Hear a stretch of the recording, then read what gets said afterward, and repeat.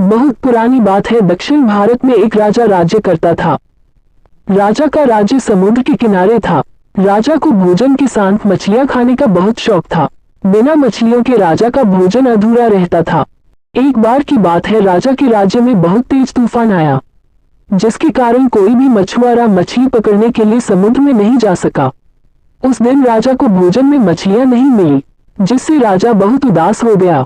राजा ने जब अपने मंत्रियों से इस बारे में पूछा तो उन्होंने बतलाया कि इतने तेज तूफान में समुद्र में मछली पकड़ने जाना अपनी जान पर खेलने के समान है, इसलिए कोई भी मछुआरा समुद्र नहीं जा रहा है।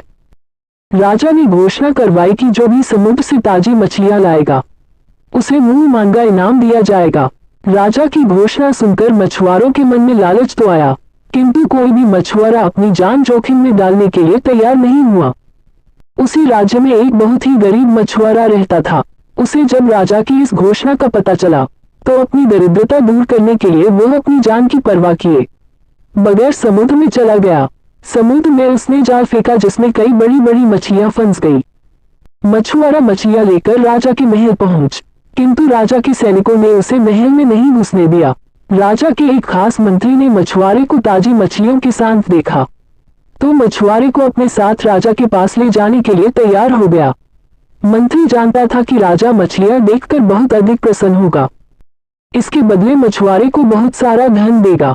इसलिए उसने मछुआरे के समक्ष एक शर्त रखी कि जो भी इनाम मिलेगा उसका आधा हिस्सा मंत्री अपने पास रखेगा।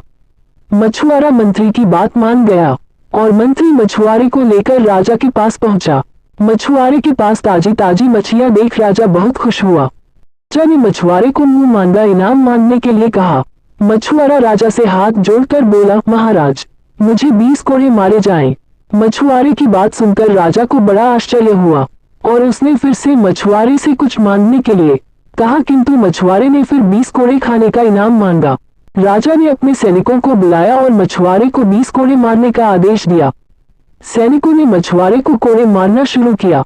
10 कोड़े खाने के बाद मछुआरा राजा से बोला, महाराज, मुझे आप जो भी इनाम देंगे उसका आधा हिस्सा मुझे मेरे हिस्सेदार को देना पड़ेगा, इसलिए बाकी के 10 कोड़े मेरे हिस्सेदारी को दे दिए जाएं। मछुआरे की बात सुनकर राजा को फिर आश्चर्य हुआ और राजा ने उसके हिस्सेदार का नाम पूछा। मछुआरा मंत्री की तरफ इशारा करते हुए बोला, महाराज, यही मेरे हिस्सेदार हैं। इन्होंने ही मुझे आपके पास लाने के बदले प्राप्त इनाम का आधा हिस्सा मांगा है। राजा ने मंत्री की ओर देखा तो मंत्री ने शर्म से अपना सर झुका लिया। राजा ने आदेश दिया कि बाकी की 10 कोड़े मछुआरे के हिस्सेदार को मारे जाएं।